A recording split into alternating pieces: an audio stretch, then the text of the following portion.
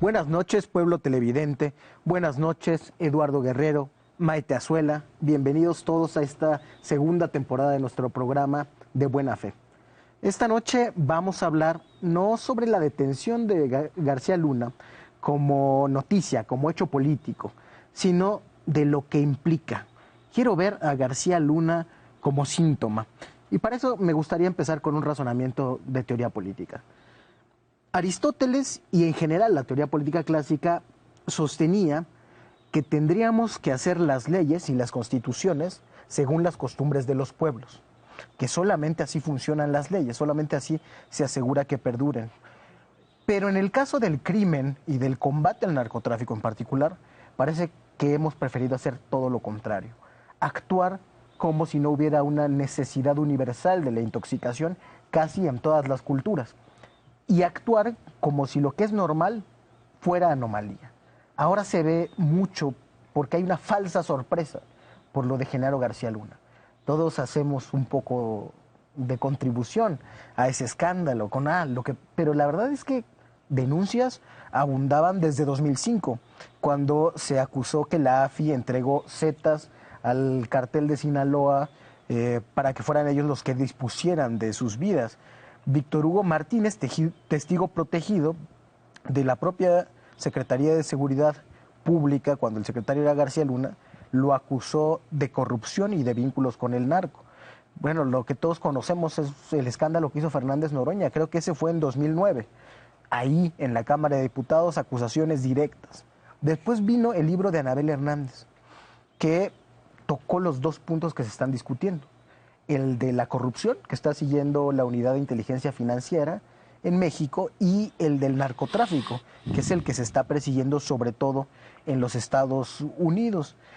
Tan fuerte fue esto que el propio García Luna se pagó una serie de televisión para limpiar la imagen de la Policía Federal en Televisa, la serie El Equipo. Pero las cosas siguieron saliendo. Después la Barbie dijo que lo tenía a sueldo, etcétera, etcétera. Podríamos seguir y seguir. Es decir, no era algo nuevo. Creo que todos teníamos claras muchas cosas.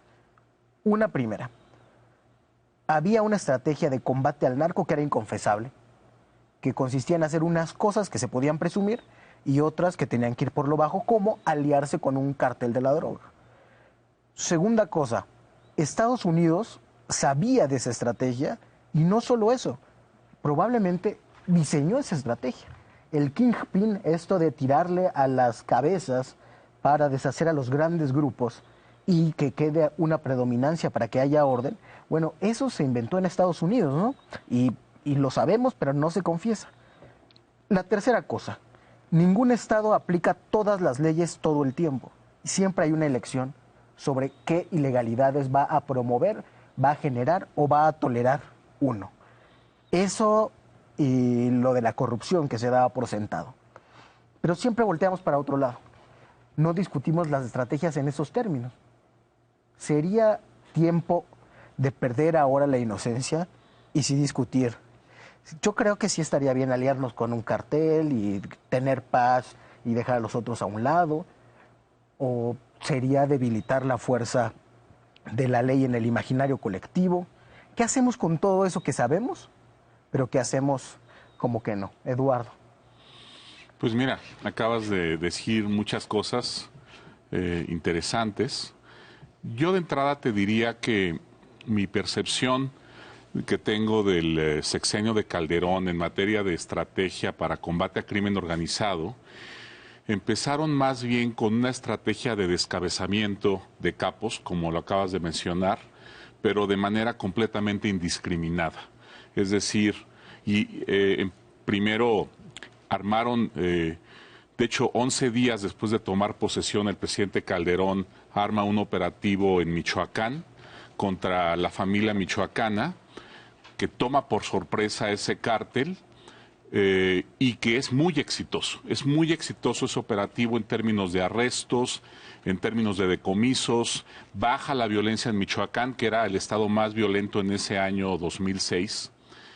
Y con este triunfo inicial, el presidente Calderón se lanza a muchos otros operativos contra otros cárteles, justamente con la estrategia de estar arrestando a sus líderes, pero ya ahí se agota, primero ya no hay factor sorpresa, segundo ya lo están esperando, y tercero, los propios cárteles empiezan también a penetrar las estructuras del gobierno para tener información sobre los operativos. Entonces, realmente esos operativos que generan muchísima fragmentación, digamos, en el mercado criminal, empiezan a tener un impacto terrible en los niveles de homicidios, extorsiones, secuestros, y todos los indicadores, básicamente de delitos de alto impacto, se incrementan de manera brutal a partir de 2008, ¿no? De hecho, la crisis que tenemos de homicidio inicia en una fecha muy puntual, que es mayo de 2008. Ahí el homicidio empieza a crecer de manera brutal y en un lapso muy breve de apenas 3 años, 4 años, de 2007 a 2011, el homicidio en México se triplica. O sea, hay un crecimiento del 200% y eso también jala a la alza a muchos otros delitos, ¿no? Maite, tu punto de vista inicial. Lo primero que me provoca tu introducción es pensar en un tercer elemento que analizaré a fondo, pero que quiero dejar de una vez puesto sobre la mesa. Tú hablabas pues de esta necesidad quizá de hacer explícita la estrategia de seguridad, diciendo, bueno, quizá valga la pena aliarse con alguno de los cárteles y conversar con ellos o ver cómo a los otros se les confronta. A mí me da la impresión, con lo que Eduardo añadía, que en el caso de la estrategia de Calderón, cuando tú dices fue indiscriminada, yo pensaría no necesariamente, pero lo podemos discutir. Claro. Y creo que las acusaciones que hay contra García Luna evidencian que fue discriminatoria o que fue selectiva para la confrontación con ciertos cárteles mucho más poderosa, mucho más potente, y con otros cárteles con mucho más bajo perfil. Para encumbrar, ¿no?, el cártel de Sinaloa. Para proteger de alguna manera o blindar o por lo menos no atacar tan directamente al cártel de Sinaloa. Pero eso ya podríamos después verlo, sobre todo tú que tienes un mapa muy claro, Eduardo, por regiones, en dónde estaba el cártel en ese momento, qué tantos ataques recibían, en comparación con los Zetas, por ejemplo, que me parece que fue un blanco muy, o sea, ahora sí muy claro para el gobierno calderonista. El tercer elemento que yo quería añadir a los que tú diste es las violaciones a derechos humanos, porque en Estados Unidos está acusado de vínculos con el narcotráfico, aquí en México trae averiguaciones y la investigación parece que va en torno a temas de corrupción, pero hemos dejado a un lado uno que justamente generó la crisis humanitaria de derechos humanos a partir de que García Luna inicia con potencia su estrategia de seguridad y esta guerra contra el narco. Entonces yo creo que tendríamos que tener esas tres aristas muy presentes para que, si en Estados Unidos no hay juicio, ¿no?, que tenemos esa hipótesis, sobre todo con esta negociación y con la idea de que, pues, ahora que se pronuncie culpable, que probablemente lo haga, la negociación se dé en lo oscurito y no podamos conocer de bote pronto y de frente, pues, cuál fue el contexto en el que se declara culpable. Aquí en México creo que la tarea sería revisar a fondo qué pasó con los temas de corrupción, porque sabemos muy poco. Estamos más enterados de lo que está, de las acusaciones que tiene allá, y no tenemos un conteo, un listado de qué hay aquí. Vamos a la cola un poco. Digo, ¿no? Santiago Nieto ya sacó algo. Sí, sería muy útil de empezar a saber de dónde y con qué estaba vinculado.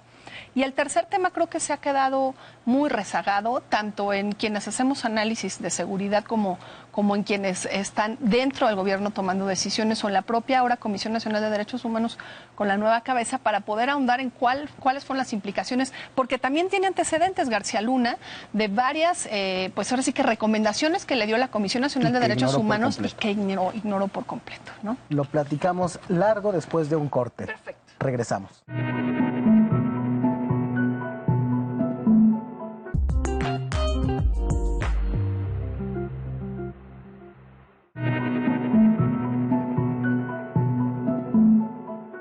Estamos de regreso con nuestros invitados.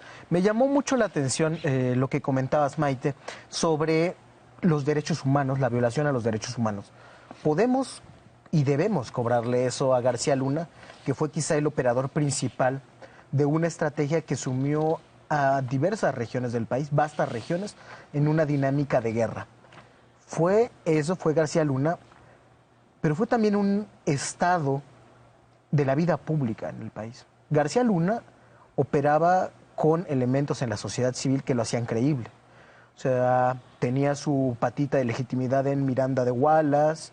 Por otro lado, en México Unido contra la Delincuencia, el vínculo con María Elena Morera pues no se ha probado, porque no es una acusación, sino que se ha acreditado que había un vínculo no solamente con la organización, sino personal, un pariente que trabajaba ahí de asesor, etcétera, etcétera. Era algo que no venía nada más del gobierno. Como sociedad fuimos eso, fuimos allá. ¿Quiénes más son responsables? Mira, yo haría una diferencia radical entre qué responsabilidad tiene el gobierno con una figura como la de García Luna, que básicamente es emblemática para las estrategias de seguridad, y el acompañamiento también muy diferenciado, o su cercanía con Isabel Miranda de Wallace y su posible cercanía con María Elena Morera. Creo que el tema del Estado y del gobierno lo vamos a abordar a fondo, pero sí me siento obligada a decir que es muy distinta la relación que entabla con una y con la otra, el caso de Florence Cassés y el acompañamiento y el aval que sigue dando incluso Isabel Miranda de Wallace a como... Es la principal defensora. Es la principal defensora de la estrategia y del montaje que hace García Luna para las acusaciones en este secuestro. Y en el caso de María Elena Morera, la relación que tiene el hijo de María Elena Morera, que fue laboral con García Luna, pues creo que podría adjudicarse incluso a muchos de los funcionarios que el presente gobierno tiene que trabajaron para García Luna y con García Luna. Si eso los hace responsables, ¿Cómo quiénes? Pues por ejemplo, en el Distrito Federal, Omar García Harfuch trabajó cerca de García Luna. Eso lo hace él lo ha desmentido. Quiero decir eso. Bueno, ha intentado poner distancia, pero lo mismo jefe de departamento, ¿no? Lo mismo sucede con esta persona, es decir, trabajar cerca de un equipo o colaborar. Pero bueno, la otra cosa, la cercanía con organizaciones, que sí hubo. Yo creo que hubo con ciertas organizaciones, pero generalizar y decir tuvo el apoyo de la sociedad civil o tuvo el apoyo, yo creo que hubo quienes le confrontaban y le cuestionaban permanentemente desde la academia y desde la sociedad civil su actuación y su estrategia de guerra y básicamente sus violaciones permanentes a derechos humanos. Entonces creo que sí, está bien puntualizar y de repente poner figuras que son fáciles de identificar como son Isabel Miranda de Wallace y María Elena Morera, pero sí diferenciar cuál es el caso de cada una y decir, no, eso no es la sociedad civil en su conjunto, ni fue toda la sociedad civil la que avaló la estrategia. Civil, ¿no? digamos, dice Gramsci, es la que se encarga del momento del consenso, mientras el Estado se encarga del momento de la fuerza. Claro. Es decir, sí hubo un discurso que respaldó toda esa estrategia que se convirtió en combate indiscriminado a organizaciones criminales. O sea, lo que quiero decir es que probablemente García Luna nos sirva para expiar culpas que son de todo el país. De acuerdo. O sea, para ver en dónde están responsabilidades varias, ¿no? Ahora habría que ver qué fue lo que se avaló, ¿no? Desde este grupo de sociedad civil que, insisto, es reducido y está focalizado. Y creo que tiene que ver con que se avaló lo mismo que se sigue defendiendo, que es necesitamos una estrategia de seguridad con un cuerpo civil, no con un cuerpo militar. Entonces, en algún momento, pensando en la agencia y en una policía federal que estaba fortalecida, pues yo creo que no había quien no le apostara a una estrategia así. El problema es cómo operó García Luna, lo que ofreció y cómo creo que la forma en la que pues sí enfocó a la confrontación con cárteles, que fue violencia que fue escalando de parte de los cárteles y de parte del gobierno y que dejó atrás una estrategia mucho más integral de cómo debía abordarse la seguridad desde un punto de vista más civil, ¿no? ¿Hubo una ceguera voluntaria en algunos sectores sobre todo lo que se implicaba en la estrategia, sobre todo lo que se decía sobre García Luna en el periodismo y en la política? Yo creo que sí, ahora sí que viendo el título del programa, hubo quien tuvo buena fe y quiso confiar en García Luna. Habrá que ver cómo evalúan, ¿no? Después de un rato y después de estas posibles evidencias, porque pues seguimos esperando a ver qué se determina, el actuar del propio García Luna y qué tanto esa buena fe les es costosa, ¿no? Eduardo, sobre esta dinámica más estructural, has escrito en las últimas semanas, has dicho, y no te pediré desde luego que menciones nombres, pero que tú ubicas a varios García Lunitas que hay ahí por todo el país. Y ya porque Durazo salió no a decir que él no tiene García Lunitas. ¿Te respondió, Eduardo? No, yo dije ahí que Durazo no sabemos hasta ahorita que tenga ningún vínculo con el narco, lo menciono en el artículo. Pero sí, mira, la verdad es que el país está en pañales en materia de seguridad. No tenemos burocracias profesionales en materia de seguridad, están por construirse. Pero cuéntanos algunas de esas experiencias, ¿cómo eran esos García Lunitas? Algunos estarán por ahí todavía, ¿qué hacen? No, bueno, García Luna es un hombre que tuvo mucho poder en su momento, el presidente lo apoyó al 100 y fue un hombre que en su momento recomendó gente para ser secretarios de seguridad pública estatales en varios lugares del país y en varios municipios importantes del país. Entonces él creó una red muy importante, muy influyente, que sigue ahí, o sea, que sigue ahí, no a nivel federal, pero sí en los estados. Ahora, también es un hombre que se hizo de muchos enemigos porque tenía un estilo confrontativo, ¿no? Por ejemplo, en el propio gabinete generó una confrontación tremenda con Eduardo Medina Mora. Finalmente, el presidente Calderón terminó mandando a Medina Mora como embajador en Gran Bretaña. Antes con Muriño, ¿cierto? Y con eso no, fíjate que no estoy enterado de broncas con Muriño, pero sí, García Luna era un hombre muy ambicioso, un hombre que buscaba, muy territorial en términos de poder, y el presidente lo veía como muy entrón y le gustaba esto de estar arrestando capos, ¿no? Que fue, digamos, la práctica donde este sexenio fue como el campeón olímpico, ¿no? Porque cada sexenio se arrestaban en promedio a 2, 3, máximo 4 capos. En el caso de Calderón se arrestan 37, 38 capos, casi 40 capos. Y obviamente tú el veneno mayor que le puedes inyectar a una organización criminal es arrestar al jefe. Porque toda la cohesión de la organización criminal se basa en un asunto de la personalidad y un código de honor y de lealtad, ¿no? Con el jefe. Entonces, si tú sacas al jefe, la organización se desintegra, y eso fue lo que sucedió masivamente en el sexenio de Calderón, y empezaron a sufrir, a ver estas confrontaciones crónicas entre organizaciones locales por la fragmentación, y se nos fue a partir de 2008 la violencia pues al cielo, ¿no? Entonces, cuando hablas de García Lunitas, te refieres a un modelo de policía más que, digamos, a un perfil político de corrupción y esas cosas. Me refiero a una combinación, ¿no? García Luna era un hombre que lo reconocían sus colegas como un buen policía, sobre todo un policía que le gustaba echar mano de la inteligencia para hacer buenos operativos antisecuestro, ¿no? Era básicamente así, fue como acumuló prestigio y se armó una reputación García Luna. Digo, tanto que le dieron que los documentaba en televisión. Televisa, ¿no? Sí, bueno, el presidente Calderón pensó antes en otra persona para ser secretario de Seguridad, en Jorge Tello Pion, pero Jorge Tello en ese momento no, por razones personales, no aceptó el cargo, y entonces el presidente voltea a mirar a García Luna. La verdad es que no quiero discutir, yo he sido el mayor crítico quizás de García Luna, pero también hay que pensar que esto que sucedió en México a partir de 2008 fue algo completamente inédito. O sea, nadie sabía la verdad que se iba a generar esta ola de violencia, esta escalada como se generó. Sí se actuó un poco de manera irresponsable, porque cuando empezaron a ver que las cosas no estaban resultando, en lugar de ajustar la estrategia, se insistieron y fueron aún más agresivos, ¿no? El presidente Calderón era un hombre muy terco. ¿Se embelezó con su popularidad a raíz del primer momento de la guerra? Exactamente. Yo creo que pensó que eso lo iba a llevar a... como que había luz al final del túnel, ¿no? Ellos decían que los muertos eran además los que estaban muriendo, eran los que estaban vinculados con el crimen, y que de alguna manera se iba a autodestruir el crimen organizado. Esa era la idea que había.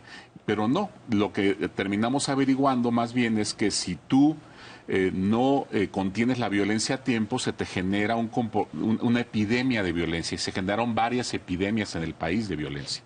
Y es en lo que estamos ahora. Y me temo que aunque hemos tenido con la Guardia Nacional un comportamiento mucho más sutil en la confrontación con los grupos de crimen organizado, la estrategia que este gobierno elige para poder ahora sí que atender el problema de seguridad sigue replicando el modelo de Calderón y sigue dándole a la militarización un valor prioritario en la seguridad. Y creo que pues el resultado probablemente vaya a ser el mismo, ¿no? ¿Cómo podemos esperar un resultado distinto si operamos de la misma manera y si además ponemos todas nuestras canicas en el mismo juego, ¿no? Déjame discrepar ligeramente, plantearlo, bueno, más bien plantearles una pregunta. No sé si el modelo de actuación sea el mismo, eso lo podemos discutir, yo creo que no. Pero lo que sí es claro es que hay un cambio en la política de la seguridad. Primero, porque hay un cambio en la élite. Tú dices que hay algunos cuadros que están por ahí que estaban antes y que creo que hay que señalarlos, examinarlos con todo cuidado. Hay un cambio en que Durazo no tiene ninguna de estas acusaciones que acumuló por más de 10 años, veíamos García Luna. Durazo no es un narco, o podemos pensar que lo más probable es que no tiene esos vínculos. Y la otra es que hay un cambio concreto. El gran brazo era la Policía Federal. Y eso se cambió. Pero eso se cambió desde Peña en adelante. O sea, la Policía Federal dejó de ser quien operaba. Pues sí, incluso yo lo veo hasta previo al cierre de Calderón. No sé, Eduardo, ahí qué datos nos pueda dar. Pero empieza a recaer sobre las Fuerzas Armadas la estrategia de seguridad, y con Peña se fortalece esta estrategia. Y yo fíjate que lo evaluaría justo a la inversa de como lo estás planteando, Gibran. Es decir, la estrategia política se replica.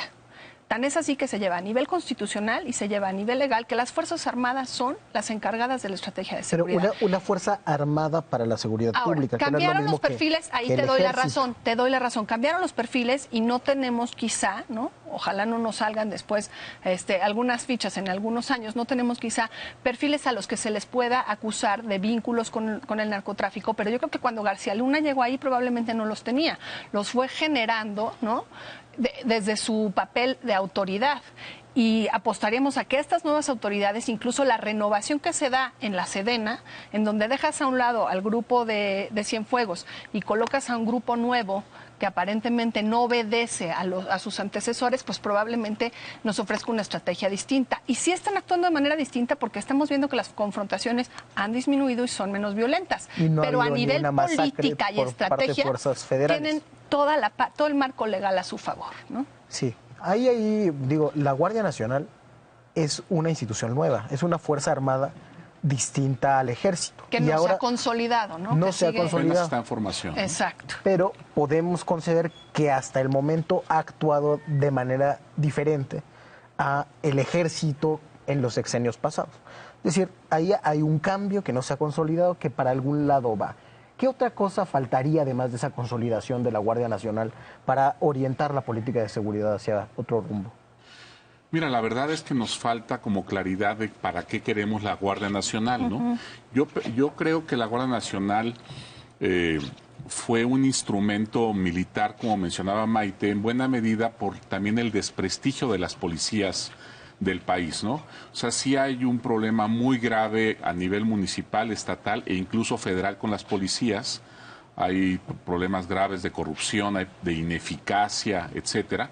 Y me parece que por eso el presidente se va más a un modelo militar donde recluta, ¿no?, a gente de la Secretaría de Defensa y de Marina para conformar la Guardia. Ahora, ¿con qué corporación en el mundo le verías similitud? A mí siempre me suena mucho al arma de Carabineros, pero tú que eres especialista en esos temas seguramente tendrás una impresión adicional. Pues yo lo veo, no me gusta tanto vincularlo con los Carabineros porque son Yo me refiero a la de Italia. Ok. Al arma de Carabineros de Italia. Pues sí, estaría mucho más cerca que los carabineros chilenos, por ejemplo, ¿no?, que se formaron en la dictadura.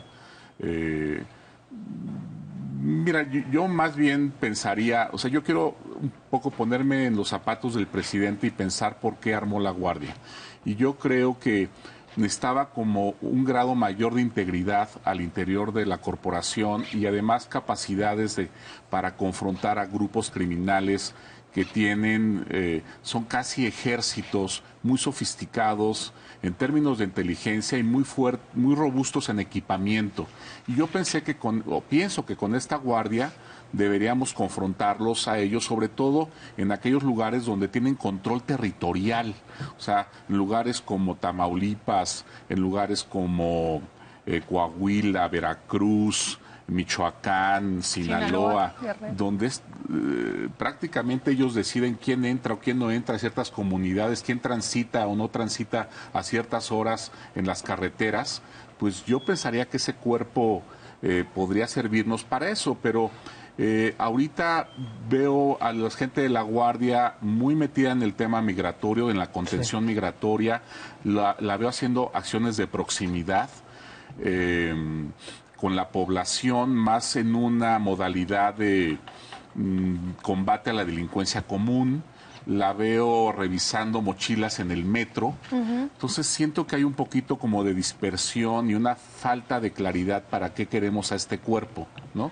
Sí, lo que mencionabas acerca de la corrupción, o sea, tendríamos que cuidar que estuvieran libres de corrupción o que no degenerasen estos nuevos cuerpos.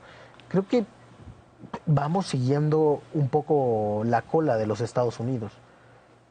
Solo hasta que Estados Unidos acusó a García Luna, se activó Santiago Nieto. Parece que no hay una política de Estado sobre qué se va a hacer con la corrupción de las élites del pasado, o que hay una indecisión. Eso es una de las cosas que saltan a la vista. Pero otra, y me venía a la mente con el tema migratorio que planteabas, es probablemente el peso de los Estados Unidos en esto. El presidente seguramente no estaba pensando en la política migratoria cuando decidió hacer la Guardia Nacional. Y sin embargo, los esfuerzos se han tenido que orientar hacia allá. ¿Hasta dónde nos podemos hacer considerando que tenemos a Estados Unidos allá y en ese plan? Yo creo que aquí entran dos discusiones que hay que poner sobre la mesa distanciadas. Una es si la política migratoria tenía que responder necesariamente a lo que Estados Unidos exigía y al formato, pues casi de poner un muro. El muro que no nos pusieron en la frontera norte lo estamos poniendo con nuestros propios recursos y el poco recurso humano, que es esta Guardia Nacional, en la frontera sur. Creo que fue una decisión precipitada, que en su momento incluso fue costosa en términos del trato que se le daba a los migrantes en la frontera sur y no necesariamente pues redituaba en el reconocimiento que Estados Unidos le daba a México. Ahora creo que se va manejando con mucho más cuidado, pero sí es lamentable que las pocas fuerzas que tenían que estarse capacitando, porque como bien decía Eduardo Guerrero, no sabemos exactamente para qué se quiere esta guardia. La tienes un poco como con multifuncionales instrucciones y tenemos un estado súper débil. Muy poca claridad de cuáles son los objetivos precisos que esta guardia tiene que buscar en el mediano y en el largo plazo. Y desafortunadamente dotarla de funciones desde muy honorables, como puede ser el cuidado de la frontera sur, pero que estás en realidad poniendo en riesgo a tu propia ciudadanía en zonas en donde la violencia está descontrolada, pues te dice mucho que esa guardia en realidad respondió más, y yo he soltado esta hipótesis muchas veces, a una demanda de las Fuerzas Armadas para poder tener un papel prioritario, no solo en la estrategia de seguridad, sino en la política nacional en general. Y de alguna manera lo vemos porque a las Fuerzas Armadas no solo se les dio este marco jurídico vastísimo para poderse mover, sino que además se les están otorgando recursos en otras esferas que no tendrían por qué competirles, como es, por ejemplo, ahorita la posibilidad que se había abierto de que la Marina Mercante se regrese se le entregue pues ahora sí que a Fuerzas Armadas, a la Marina en este caso, y se le retire a la Secretaría de Comunicaciones y Transporte. Y lo que hemos visto mucho, recuperar el control de puertos y aeropuertos, ¿no?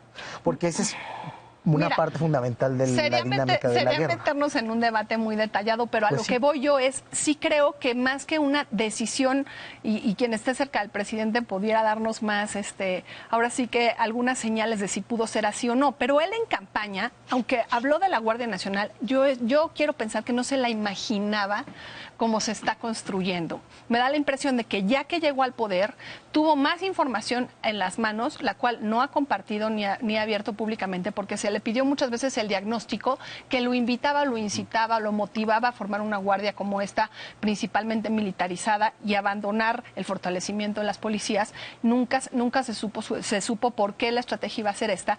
Y me parece que fue eso, como las Fuerzas Armadas, que pusieron el cuerpo y todo para la guerra contra el narco en sexenios anteriores, están pidiendo a cambio un blindaje jurídico, pero además un fortalecimiento en términos de cuáles son los espacios en donde tienen más poder.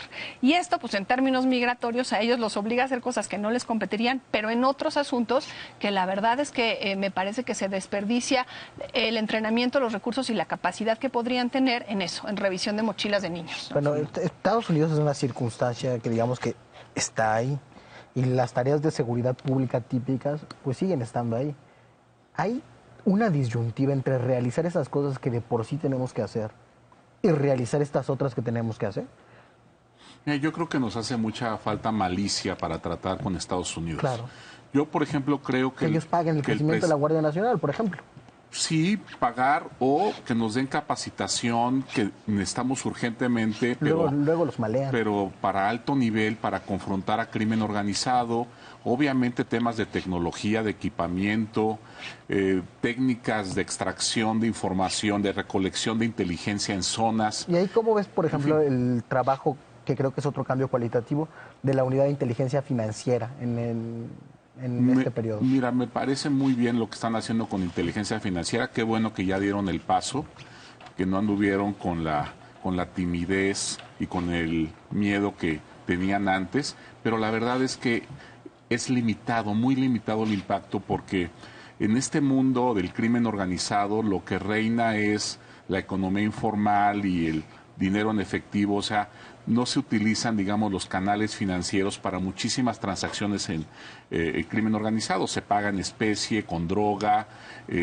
son literalmente cajas, casas repletas de dinero en efectivo, como se le pagan a los sicarios, etcétera. Entonces, está bien que lo estén haciendo, sin duda es un instrumento útil y tiene un impacto, pero yo creo que limitado. Aún en economías muy bancarizadas y muy formales como la americana, lo que le han quitado, digamos, de activos al crimen organizado no rebasa números de un dígito, o sea, 4 o 5% de los activos del crimen organizado a través de inteligencia financiera, ¿no? Yo tengo la impresión de que eso responde a otras cosas. O sea, Estados Unidos tiene muy buena idea de cómo se maneja el narcotráfico en el territorio de los Estados Unidos. Pero nosotros nunca nos enteramos ni de capos, ni de distribuidores. En el juicio del Chapo Guzmán no salió nada de eso. Salieron mencionados despachos de abogados en México, sin nombre ni apellido, operadores financieros. Es decir, meterse en serio con eso sería una bomba para los sistemas políticos, ¿no? Sí, mira, los americanos yo creo que han sido hábiles. Ellos tienen mucho crimen organizado, pero no tienen un mercado, los tienen, digamos, muy fragmentados y muy domesticados. Observaditos. Y muy monitoreados. Entonces, regulan el tamaño de las organizaciones criminales y también regulan su presencia territorial. Entonces, les dicen, si tú empiezas a crecer más de la cuenta, o te empiezas a comportar de una manera muy agresiva y violenta, entonces vamos a ir tras de ti. Y ningún grupo quiere justamente cruzar esas líneas para no tener, digamos, a la autoridad encima y que te pongan en bancarrota. En México no hemos tenido la capacidad para poner esos límites y para hacerlos respetar. Es lo que hace falta en México, domesticar al crimen. No lo vamos a erradicar con la demanda que tenemos de drogas de Estados Unidos. De lo que se trata es de hacerlo menos violento, de modificar su comportamiento, y eso lo logró Calderón al final, yéndose contra los Zetas, concentrándose en esos. Ahí empezó a bajar el homicidio. Peña sostuvo esa estrategia, acabó con los Zetas y después se fue contra la familia de Michoacana y los templarios, y cuando los terminó, los pulverizó también, se iba contra Cártel Jalisco, pero ahí ya no pudo entrar a fondo porque empezaron los problemas en Iguala con la desaparición de los 43 normalistas, el problema de la reforma educativa y la rebelión de la CENTE, digamos, y la ocupación del bloqueo de carretero, etcétera, y tuvieron que mover a muchísimos efectivos que originalmente estaban pensados para un operativo contra el cártel Jalisco Nueva Generación, se tuvieron que meter en acciones en Guerrero, Michoacán, Oaxaca y Chiapas para apaciguar a la gente. Y si se derrotó a esas empresas criminales, ¿por qué sigue habiendo un orden violento? Bueno, porque digamos, en México la violencia no solamente la generan los cárteles, de hecho ya es un porcentaje menor lo que generan los cárteles, sino una colección de alrededor de 230 mafias locales que se dedican sobre todo al cobro de piso, al secuestro, al narcomenudeo, a la extracción ilegal de combustible, a la trata de personas, las que generan el mayor número, digamos, de homicidios en el país. O sea, estamos hablando de una cosa que ya no es lo importante. Yo ahí quizá haría una acotación en términos cuando Eduardo dice, bueno, se redujeron los homicidios y de alguna manera, pues, se eliminó el impacto que tenían los Zetas en términos violentos en el país. Estoy de acuerdo, pero creo que entonces lo que tendríamos que analizar es cómo se diversificó este crimen, tanto en su pulverización, en diferentes células, pero también en su manera de operar, porque disminuyeron los homicidios, pero se incrementaron las desapariciones. Entonces podríamos decir, ¿cuántas de las casi 50,000 desapariciones que dejó Felipe Calderón son realmente homicidios que no están reportados como tales? Es decir, ¿no? ¿y es una estrategia correcta? Sí, a lo que voy es a eso. Entonces no podemos decir que la estrategia de haber derrotado a los Zetas necesariamente fue exitosa, porque lo que tienes es nada más una manera distinta de reportar el delito, quizá con un dolor mucho más profundo y una herida mucho más compleja de resolver para las víctimas indirectas de las desapariciones. Exacto. Y bueno, cuando hablabas de la unidad financiera, coincido con Eduardo en términos de que pues tiene muy acotada su tarea. Creo que ha sido asertiva en términos de poder visibilizar algunas detenciones como las de Lozoya. O sea, de repente, cuando estamos tan desanimados y ves este tipo de cosas, dices, ay, bueno, hay algunas lucecitas en el camino, pero creo que justamente cuando todos los recursos están depositados en la confrontación militarizada, en la estrategia de seguridad, y no están depositados, por ejemplo, en la investigación, ¿no? En fortalecer la investigación y en fortalecer esta parte en donde puedes detectar dónde está el lavado de dinero, en dónde están concentrados los recursos. Entiendo que en Estados Unidos vamos a tener muy pocas posibilidades de ver en dónde cuáles son sus cabezas organizativas del crimen, pero en el país podría hacerse, ¿no? Pero no en términos de narcotráfico. Yo lo veo mucho más en términos de corrupción, se han congelado cuentas también asociadas al crimen organizado. Creo que dieron un reporte de varios miles de cuentas, no recuerdo ahora el monto, pero el hecho es que es una unidad que está muy activa. Lo que habría que ver es que no solo se queden congelar cuentas, sino que haya un acto punitivo contra los responsables de esas cuentas, ¿no? Totalmente. Déjenme pedirles una última participación breve, porque ya nos vamos. Si el síntoma es García Luna, ¿cuál es la enfermedad y cuál es la cura? Qué difícil. Bueno, mira, García Luna es el síntoma de una enfermedad crónica que tiene el país desde hace tiempo, que es el problema de la colusión entre autoridad y criminales. Esa es la enfermedad, la colusión que hay. El trabajo, digamos, conjunto y coordinado que hace la autoridad con el crimen organizado. Sin duda el combate a esa colusión debería ser uno de los dos ejes, en mi opinión, de una estrategia de seguridad. El otro eje debería ser desarticular el control territorial del crimen organizado. Entonces, colusión y control del territorio. Esos son los dos grandes, digamos, temas y enfermedades que padece el país en términos de seguridad. Y sin duda, el hecho de que ahora estén investigando a García Luna y empiecen a salir más nombres y se arreste a más autoridades, yo creo que sí puede tener un efecto disuasivo en términos de que ahora los policías, los soldados o los guardias nacionales la van a pensar dos veces antes de involucrarse, digamos, con el crimen y colaborar con ellos. Qué bueno que se está haciendo. Y también necesitamos urgentemente profesionalizar la tarea de seguridad. Muy bien. ¿No? Maite, ¿cuál es? Yo no la repetiría, enfermedad?